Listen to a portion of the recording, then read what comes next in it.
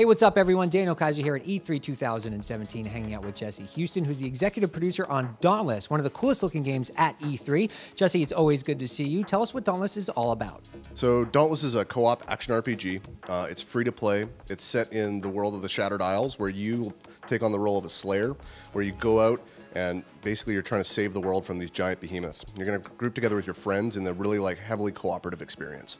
It definitely looks epic. We've seen a little bit of the footage of the game leading up to E3, but here at E3 you made some announcements about what the community can expect in terms of engaging with the game. About 2 months ago we started our closed alpha, where we invited the community to come and give us a hand testing, like learning how to scale, giving us feedback on where the game is at. And that's been really successful.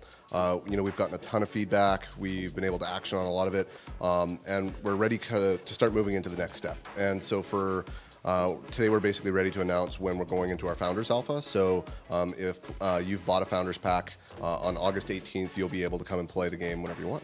Excellent. Talk a little bit about your target audience for this game. It seems like a really interesting project, and there's a lot of competition out there at E3, but something about this game seems really unique. Who are you targeting with it? So players who are going to love our game are folks who really love the social aspect of playing, right? So if you think back to your days of playing like WoW, and you're like, oh man, I remember when we first killed Onyxia, and you're like, holy shit, that was awesome. Or like that that moment that you did the really cool thing in Destiny or what have you. Those are the types of folks who are going to love our game. Like it's really unabashedly cooperative, and it's all about getting together and playing with your friends, and really having that kind of those water cooler moments where you just feel awesome together. And that's really the folks that we want to play. Folks who like playing Warframe, Destiny, that kind of thing. They're gonna love this game. Social aspects obviously are important, but also individually. Talk a little bit about character progression, customization, and also maybe some of the crafting elements that will surface in the game. In Dauntless, you're going to have, you go out and you kill these behemoths, and they give you these aether cores. And aether cores basically are the essence of the behemoth. And then when you get back to the city, you're going to crack open these aether cores, and they'll give you the materials that you use to craft bigger and better weapons, new different types of armor, lanterns, secondary abilities, craft potions, that kind of thing, so that you can kind of customize who you are and craft your legend. And we talk a lot about kind of crafting your legend and really becoming the person, the avatar that you want to be, and like having a kind of an aspirational past. So when somebody sees you in the city, they know that you've killed like that super badass behemoth, and you're able to then go and kind of help them kill other ones and stuff like that.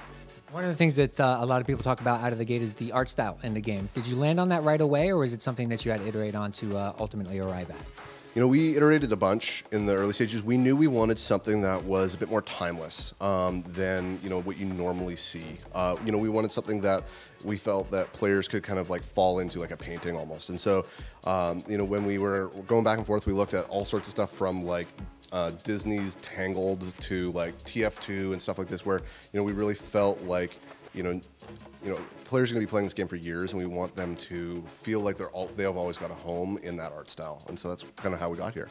Tell us a little bit about Unreal Engine and its impact on the development of the game.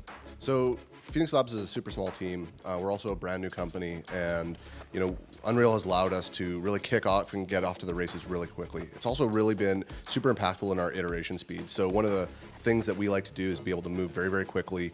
We like to be able to get in the mocap suit, and by later in the afternoon have all of those assets in the game. We wouldn't be able to do that without Unreal. All right, well, we appreciate your time. As always, for the latest on Unreal Engine, you could head online to unrealengine.com.